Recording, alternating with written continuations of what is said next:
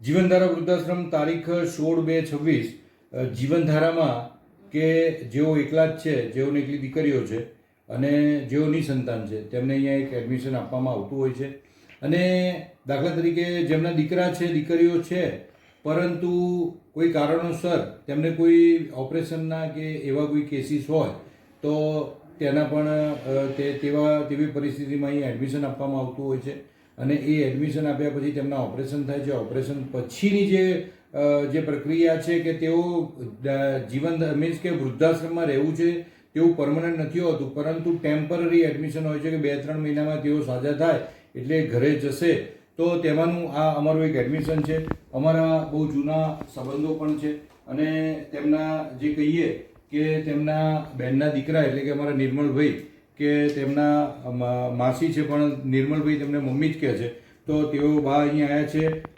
તેમનું નામ છે સરલાબેન અચલચંદ જૈન કે અને આ એડમિશન છે તે અમે ટેમ્પરરી બેઝ ઉપર કે તેઓ સાજા થશે એટલે ઘરે જશે એ રીતનું અમે આપી રહ્યા છે.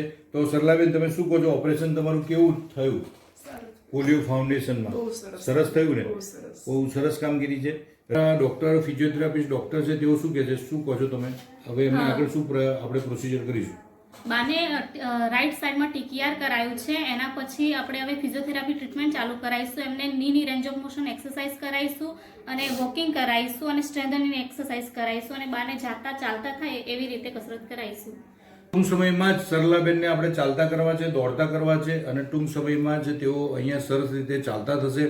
જીવનધારામાં જે વૃદ્ધાશ્રમોના ઇતિહાસમાં ગુજરાતનું પ્રથમ જે પેરાલિસિસ રિહેબ સેન્ટર જે જીવનધારામાં છે તેમાંનો આ એક કેસ છે કે અહીંયા ઘણા બધા એવા વડીલો છે કે ઘરમાં એકલા જ છે અને કોઈ તેમનું કરવાવાળું નથી હોતું. તેમના ઓપરેશન પછી કોણ કરે કે મારી સેવા કોણ કરશે, મને હું ફિઝિયોથેરાપી ક્યાં કરાવવા જઈશ? કોઈ ઘણા એવા રહેતા હોય કે લિફ્ટ ના હોય ને ચોથા માળે રહેતા હોય. તો જીવનધારામાં બધી વ્યવસ્થા છે અને અમે અત્યારે હાલ તેમને આ ટેમ્પરરી એડમિશન આપી રહ્યા છે અને ટૂંક સમયમાં જ તેઓ ચાલતા થશે અને પછી તેઓ તેમના ઘરે પરત ફરશે. તો આવું જ જીવનધારા વૃદ્ધાશ્રમ પરિવારની ઘણી બધી કામગીરી, માનવતાવાદી કામગીરી છે. દરેકને જીવનધારા વૃદ્ધાશ્રમ પરિવારના પ્રણામ.